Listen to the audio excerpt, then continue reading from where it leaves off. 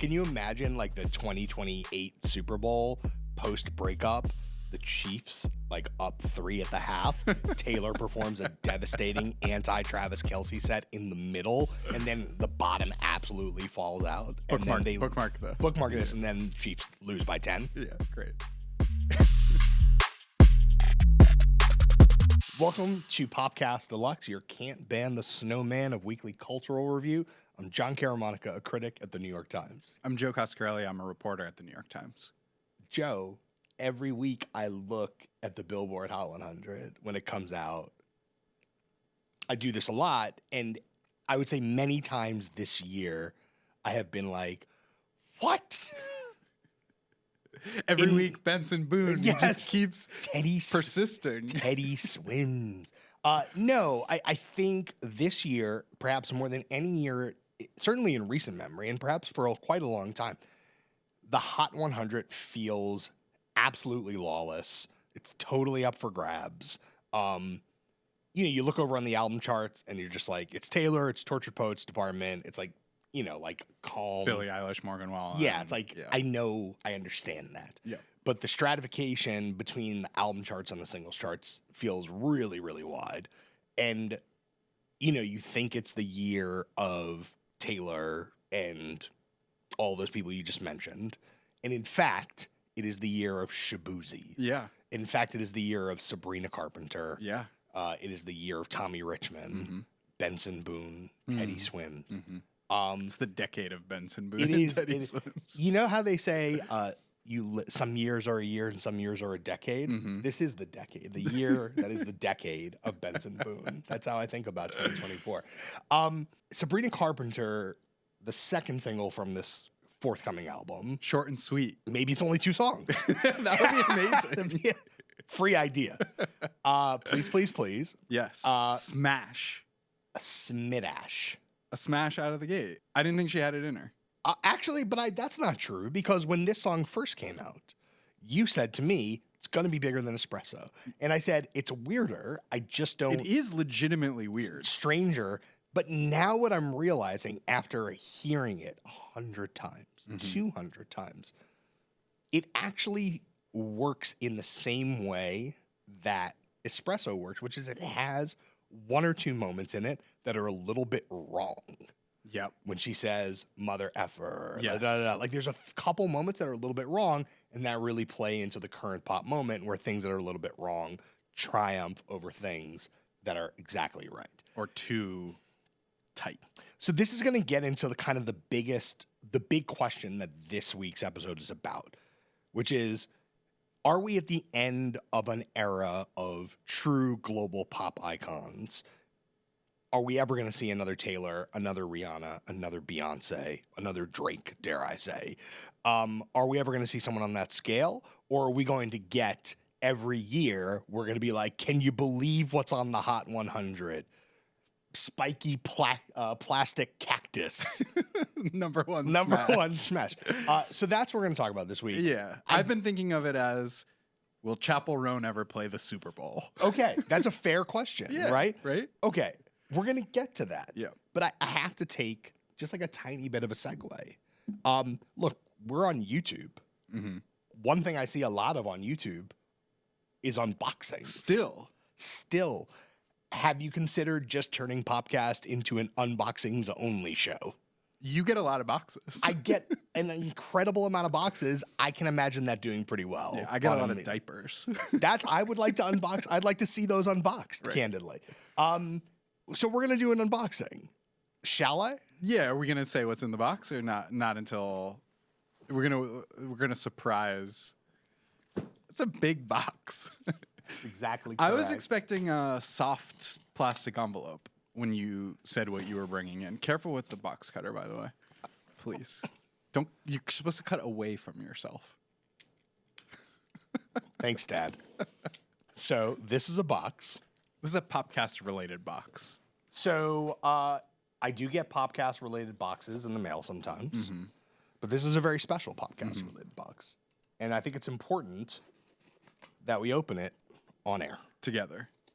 Absolutely. With all of you. No, with everyone who's watching, with everyone's in the room. Jamie's here. Sawyer's here. Yep. I think it's important that everybody be privy. If it's a box.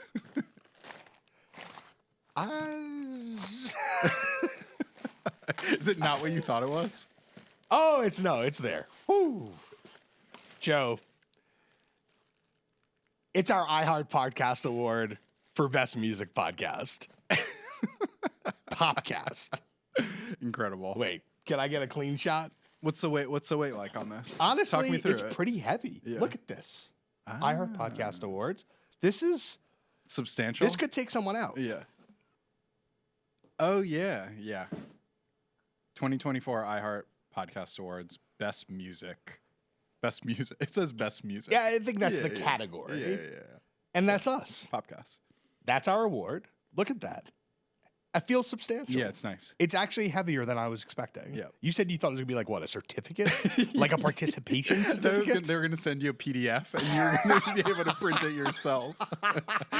Or 3D printer. It was instructions for a 3D printer to print your own. It comes from whatever company this is that makes awards. Sure. This feels real. Yeah. Heavy. Yeah. Congrats, John. Congrats. To you. Yeah. And congrats and to all our viewers and listeners. To everybody in the room. Yeah. Congrats to Pat. Yep. Congrats to Leslie. Pedro. Karen. Yeah. Absolutely. And every guest on regular podcast. That's us. We did that. I'm going to put it in the middle of the table. Sure. Wait, better yet. Please, please, please, don't prove I'm right. Please, please, please, don't bring me to tears when I just did my makeup so nice. If I was hosting an award-winning music podcast, I feel like I would have an answer to the question of whether Chapel Roan is ever going to play the Super Bowl. Right. Top line answer, yes or no? Not her, but a Chapel Roan. A Chapel Roan to be named later? Yeah. Made a sports joke, see? I don't think that is what she's going for. I don't think, as Gaga as she is, Yep. I don't think she is Lady Gaga. Yep. As Olivia Rodrigo as she is, I don't think she's Olivia Rodrigo. I also don't think Olivia Rodrigo will ever play the Super Bowl. This presumes a couple things. One, the continued existence of football as a sport, Right. and the Super Bowl as a Football is going to last longer than pop girls. I'm going to put it that way. That's pretty divisive. That could be a whole separate episode of which is going to last longer.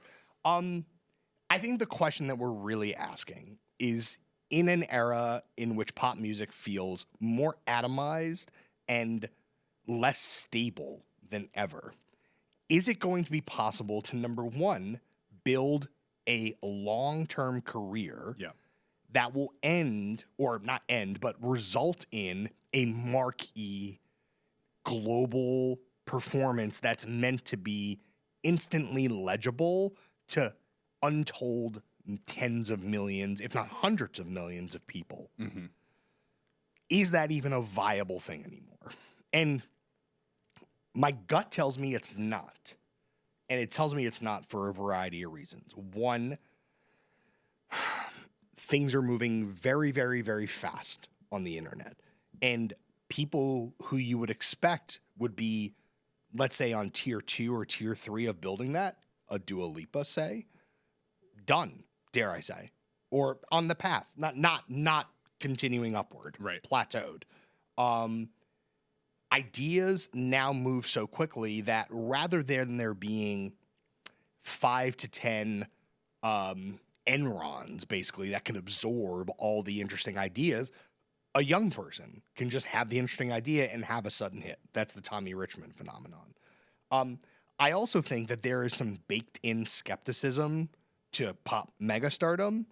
Oh, interesting. And I think you see that in a Chapel. We took it too far. Yeah, and I think you see that in a Chapel Roan, or even, dare I say, a Charlie XCX, where it's like all the apparatuses around them feel familiar to me. They're Stan apparatuses, but baked into those Stan apparatuses are kind of like, we're smarter than the other Stans. Yeah, like dismantling. And we've talked Yeah. about the idea of a meta pop star before, which are the Kim Petrases of the world, the sort of unpopular pop singers, Yes.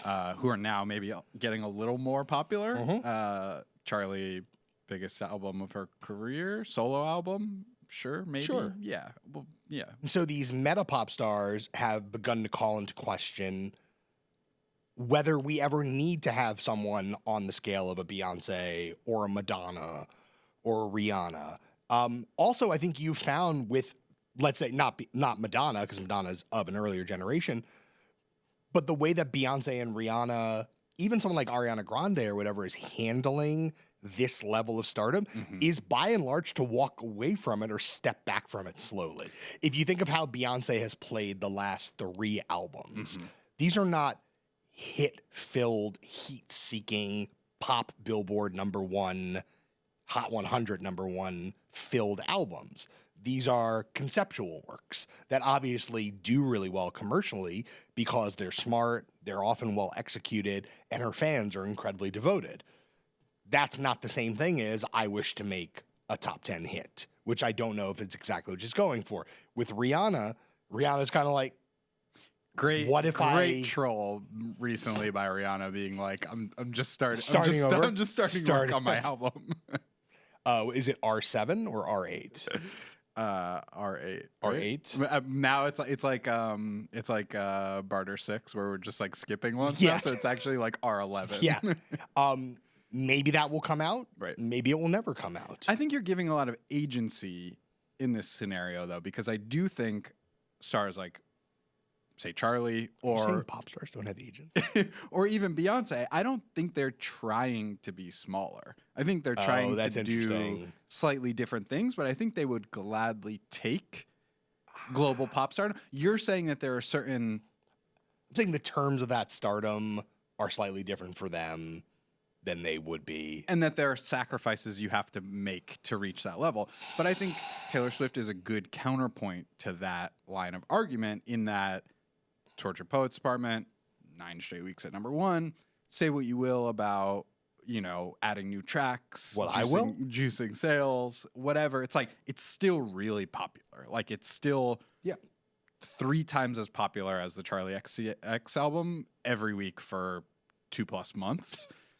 Just pure... It's incredibly rude thing. Pure numbers wise. incredibly I'm just talking about numbers. It's very popular, and it is not. There is nothing on that album that sounds like "Shake It Off." If you want to think of like the most broadly palatable, Sure. Max Martin, But Taylor- Pop as Math. Like these are weird songs that not everyone loves. Weird. That not everyone yeah. loves. They're not straight down the middle. But Taylor, to me, is the exception that underscores the rule. Like, I'm not saying that we're done with that era, but I'm saying that, like, it does feel... Tortured Poets Department specifically does feel end of Empire. It really feels that way. The tour... When is the tour going to end? The tour is going to be on tour till 2026 at this point. She says ending this year. We'll see. Tour... and again, nothing against the tour. I Yeah. mostly like the tour. It's just... When's the tour going to end? When's the public relationship? It's like all of these things. And we had joked a little bit a couple months ago about Taylor reactivating kind of like Reputation era Feeling. in terms of like people like rooting against her. Right. And maybe she needs that. Yeah. Maybe she needs that to feed off of for whatever the next thing is. And maybe that's a choice that has agency, or maybe it's just where the chips Just the fall. ebb and the flow of It's tough to say. vibes. But I see what's happening with Taylor, and I'm incredibly surprised because I'm like, this feels like the actual end of how can it get bigger? Is there an option for it to get bigger? I just don't know if that's the case. I did a piece earlier this summer online that's going to come out in print this month, I think. And the question was just, how big is Taylor Swift? Yeah. And what I wanted to do was not compare her necessarily, because it's impossible to say, is she Michael Jackson? Is she the Beatles? Is she Madonna? But just put those things in context. The technology changes, the way these things are counted varies over time. There's new things that she can exploit that they didn't. And there's things she doesn't have access to that they did. Say MTV as something highly rated, one thing where everybody was paying attention to a set of people and the conversation that they were setting. All impossible to do it as a one-to-one comparison. But what you can see from Taylor is that she has an almost unprecedented longevity, an arc of career, in that almost 2 decades in, she's more popular than she's ever been. It's not how pop careers work. You think of the Beatles, everything they did basically happens in a 6-7 year span in the mid-60s up to 1970.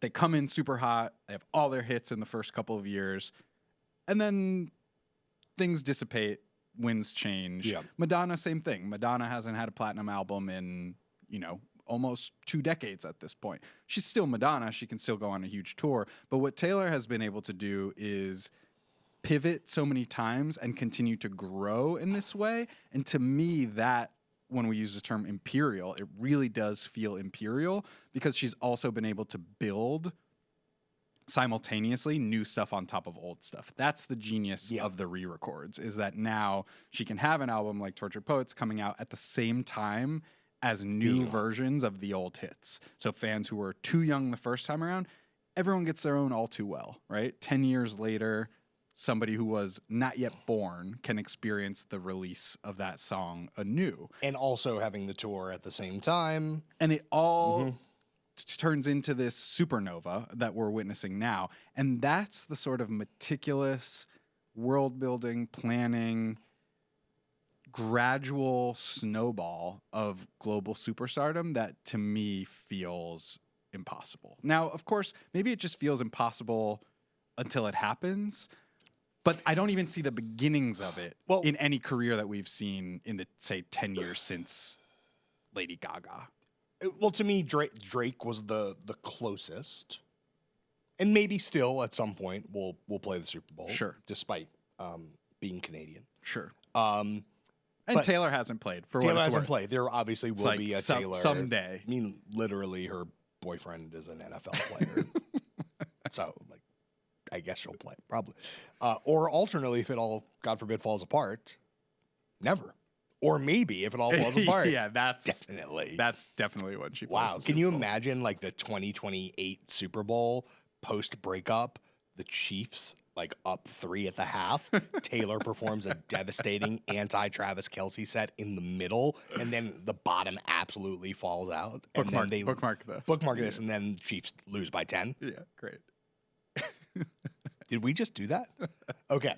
To me, the answer is Drake, and it was. But post Drake, I don't actually know if there's an answer. And I was trying to think hard about why. And you reminded me of something that we both wrote. We did a side-by-side thing in 2018 about what pop music really is. It was about the decline of the Justin Timberlakes and Katy Perrys of the world, and the rise of Biebers. And the Biebers, and the rise of Bad Bunny. Everything else. BTS. Country music, Ozuna, superstars. Post Malone, sort Migos. Of anticipating Wallen without there being a Wallen yet. Essentially saying that, number one, the way that Drake merged singing and rapping allowed a lot of people in other genres who were singers to start experimenting with similar textural disruptions. And also, because the internet, at that point, this is pre-TikTok, basically. Yeah, it's basically pre-TikTok. The internet still was really, really good at having people in each of those individual scenes, K-pop, reggaeton, hip-hop, country, identifying their fans and basically creating mass cult energy in each of those spaces. That's what the pop charts were in 2018. Yep. The pop charts were not. And again, I don't think all pop music has to be pop in style, or rather all popular music has to be the pop style. But I felt like at the end of the 2010s, more than at any time in the 10 or 15 years I was writing about that kind of stuff previously, really what you were seeing was not a centrist idea of pop. You were seeing hugely popular things from the margins. 6 or 7 different ideas that were just all really big at the same time that were kind of cluttering up the pop works. And so that to me said, okay, who's going to make consensus among these sounds. And I've actually low-key been a little surprised that there hasn't been more consensus built around those sounds. This is where I'm at with that, which is like, what happened to the Bad Bunny we were promised? And I don't mean that as a slight on him as an artist, but I mean that in terms of the energy he harnessed. Look, he had this gigantic tour, even on the back of, he's had 2 gigantic tours since then. Or BTS is another good example. It's like, we were promised this, we were sold this idea, or maybe we helped sell this idea that they were somehow becoming Katy Perry. They were filling the spot, the Katy Perry spot, the Justin Timberlake spot. And now, and it seems that some of these things have not fizzled in terms of their career, but in terms on their potential grip on the zeitgeist. I think a couple things. One, I think it did happen, but for a shorter period of time. Right. I think also more people are at the table fan-wise than would have been at the table if BTS did not have the success that BTS had. If Bad Bunny's first 3 or 4 years did not become as big as Bad Bunny's first 3 or 4 years. And actually what Bad Bunny's success did is help set the table for Peso Pluma and Nathan Cano. But even Peso Pluma. No, of course. But I'm saying, look, Peso Pluma's 18 months into his career. Of course, 24 but he's months having into this his career. crossover moment that's not really crossing over. The thing, I kind of think what you're getting at, or at least how I'm viewing it, is when we wrote about that in 2018, I thought what the next step was going to be was actually going to be what like Wallen ended up doing, which is like, I'm going to make records with these guys. Like, I'm going to go make a record with Dirk. He's got a record with Moneybagg Yo now. I'm going to start reaching out. I'm going to see K-pop stars collaborating with reggaeton stars. And I'm not saying that it's never happened. It just didn't happen at the scale that I was expecting. And I think when you're talking about consolidating that level of success, you need to have a little bit more outreach. Like, I do think, let's say 2, 3, 4 years from now, you will end up with like a Peso Pluma record with who knows who's going to be the dominant female rapper of 3 to 4 years from now and the dominant straight down the middle pop star. Like, I think you will end up with like a record like that ends up as a number 1 record. But what's probably going to happen is it'll be a number 1 record for like 2 weeks. Right. And then like the Tommy Richman or whoever of 3 years from now is going to be like, hey, I just had like a magical thing happen to me and totally blow it out of the water. And the question to me is like whether these bits and pieces of Uber success are being added to a broader project. And that's what I think we've seen with Beyonce, Taylor, Drake, for instance, that any moment they've been able to have, they bring it back to the nucleus. Yeah. And I wonder if these atomized successes ever come back to the center to build something larger. I think that's really the question that we're asking here. And I think on a basic level, if you think about the 80s and you think about Madonna and Michael Jackson, these are people who were so successful because there were, number 1, not very many other options, although they did reflect an evolutionary change from the pop music and the rock music of the 70s, certainly. But I'm old enough that I've been to Michael Jackson concerts in the 80s and Madonna concerts in the 90s. How many Michael Jackson concerts did you see? I went to 1 Michael Jackson concert and 1 Jackson 5 concert. Wow. Real talk. The people at those shows, some portion of them are what we would think of as stans today. And I would say the vast majority of the people are Casuals, but who like being a fan of Madonna is like a no-brainer. Right. Being a fan of Michael Jackson that era is like a no-brainer. You didn't have to, it was force-fed to you by labels and radio stations and ultimately MTV. And then it got reinforced and that some people were incredibly devoted, but most people were like, it's just a cool place to be.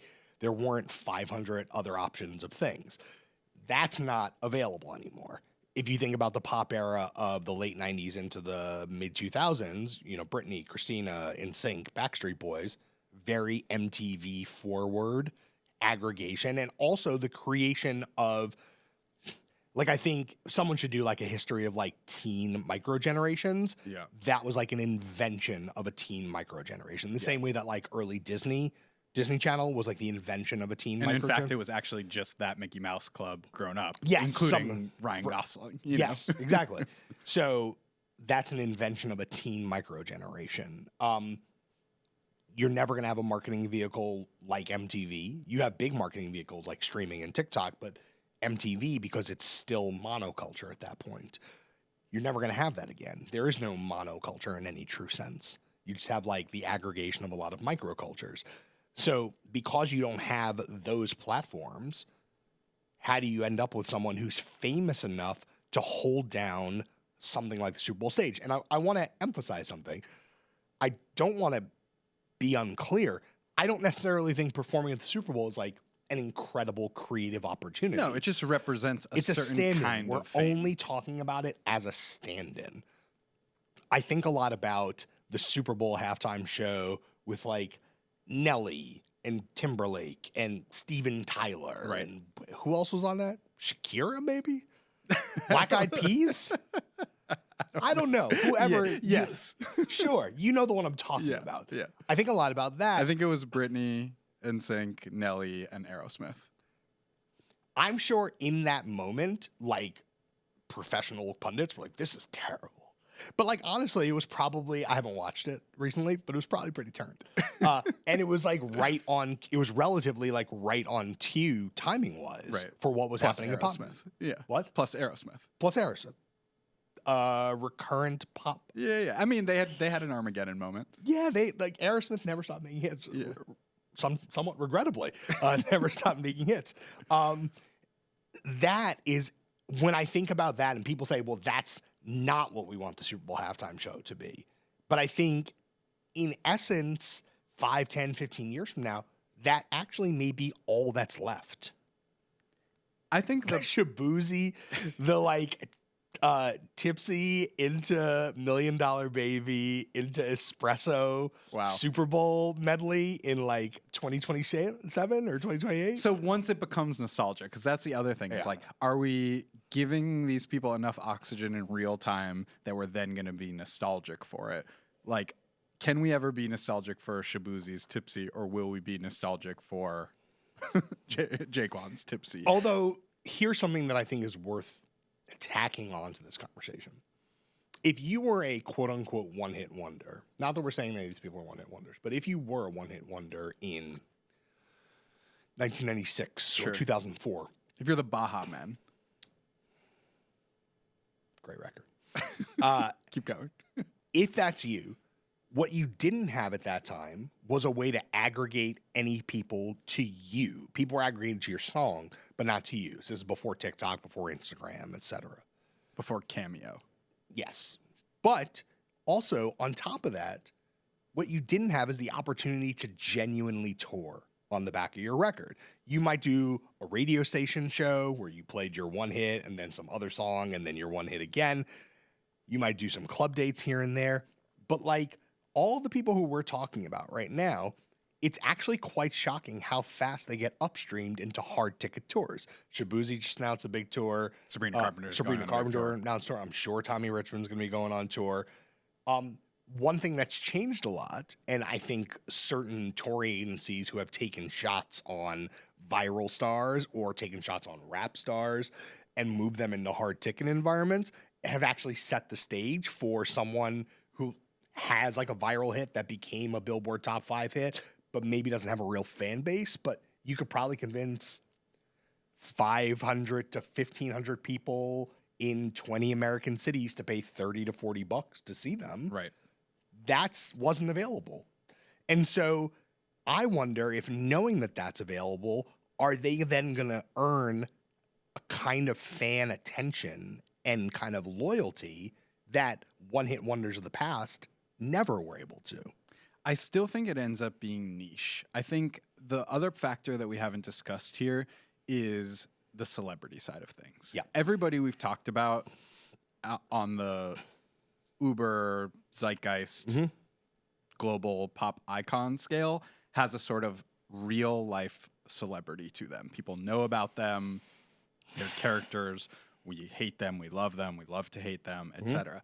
Nobody feels that way about Sabrina Carpenter Not for yet. now, Not yet. except the people who do. I actually think she's doing a really good job of trying to get there. Yeah. And she's a good example of something we've talked about with like quote unquote middle class pop stars, like people weaponizing the apparatus of Yes. pop stardom but don't really have it. I mean, she's the one who has come the closest. I and the think. Please Please Please video is a great throwback in that sense. It stars her movie star boyfriend. Yeah. It has a plot. It's a very, 2003 video. It's very Yeah. big budget in that way. It's expert for getting people, and even the album title, short and sweet. I'm like, my joke was like, is she too short to be super famous? And like, then she just owned the joke. Like, all of that is good. All of that is. I just spilled my drink. That's how passionate I am about Please Please Please. Great song. You want a napkin? I'm all right. Power through. Yeah.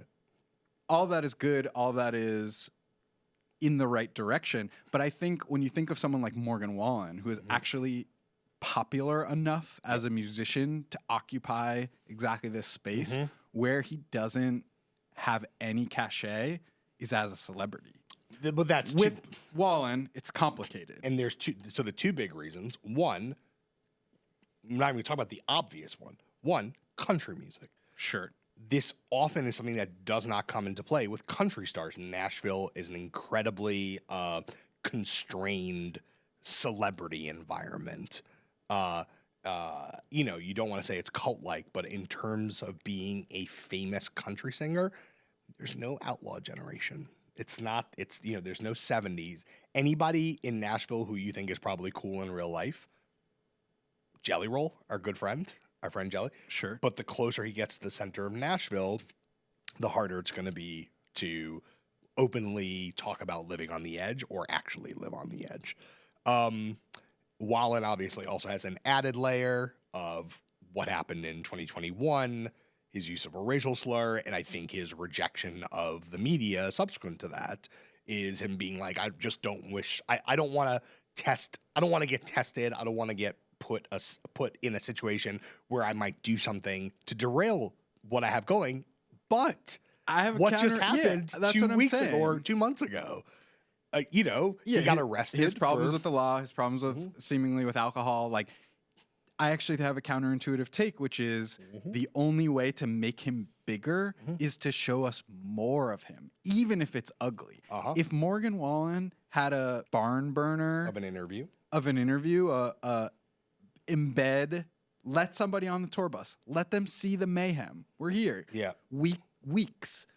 He doesn't have to come across well. In fact, if he comes across poorly, I would almost argue that that's better for the long-term legacy. Let him be a rock star. Yep. I'm not saying I'm forgiving Morgan Wallen's public sins. I'm just saying that as an American audience, we have shown that we like friction and we like people who break the rules and then Come home. and then we forget that they broke the rules, which is why brings us to the news events of last week. What happened last week? Justin Timberlake, Okay. I was going to go a different direction, but yes. drunk driving in the Hamptons, hottest he's been in what, a decade plus? Yeah. All you got to do is have a victimless crime, a nice photo where you're shot at just the right hero angle with a cop on the other side with the bracelets on, and the Jordans or whatever, you know, what kind of shoes is he wearing? I actually don't. Yeah, but you know what I mean? It's like this is he's on people's lips. But Joe, it's going to ruin the tour. What tour? The world tour. Like every morsel that comes out just makes Justin Timberlake look like a rock star for the first time since the Super Bowl. Yes. The first Super Bowl, not the other Super Bowl. Yes, I could not agree more. Justin Timberlake has been in the woods for many, many, many years, consciously Justin and Timberlake unconsciously. put out an album this year. You remember that? I choose to not. I Men in Black. Have you that. listened to it front to back? No. Yeah, that's what I'm saying. No. But you've seen the mugshot. I've seen, and so are you advocating that everybody go and get arrested for a Look, victimless I'm not crime? advocating for drunk driving. I'm just saying, or for throwing a chair off of a bar a roof. 12th floor bar. I'm just saying, you want to be a rock star. Do you think, well, this brings me back to the nature of stardom in the 1980s. Madonna, Yep. controversy all the time. Yep. Michael Jackson, controversy all the time. Now, Yep. different kinds of controversy. Oh, yeah. Madonna often courting controversy through her subject matter and through her lyrics, and willingly baiting an emergent strain of cultural conservative who we still see today, Yep. but really was most active in the 1980s, being mad at Madonna and later being mad at rap music. Yep. That was a choice, and that only made her bigger, right? Michael Jackson obviously had Good controversy, bad controversy, bad extracurriculars. He also played off of it in his music a ton. And- all of the music videos, and it made all him of bigger. the lyrics. And it made him bigger. Yes. Do you think? Forget Timberlake. Let's talk to the next generation. Let's talk to the youth. Is there some tension that needs to be baked in, or you'll never get to be the level that could play a Super Bowl? Yes. I mean, Gaga was really good at this. Yeah. Taylor has done it in her own way. Yeah, it's all internal. It's all internal, but it's smart. She's because on the intranet, she doesn't have not to, the internet. She doesn't have to get arrested. She just needs her boyfriend to go on an Can obscure you imagine podcast. if Taylor gets arrested? Can you imagine No. the day in this building? No. Don't speak that into existence. Don't get arrested. But please. but still some give and take, still some public friction. Both Imagine the mugshot. don't say. I'm sure there's some AI version. Look, you know who the actual answer to all of this is? No. You know who rock star Morgan Wallen is? No. Post Malone. Oh, yes. Talk about a person who solves multiple problems. Post Malone might be currently in the midst of his second act, building on the first act, Yeah. with a third act in which he is Kid Rock if Kid Rock didn't go off the rails. I think Kid Rock was part of that Super Bowl we were talking about. Oh, I think you're right. Wow. Truly an American tapestry. Yeah. Like all of America. Wow.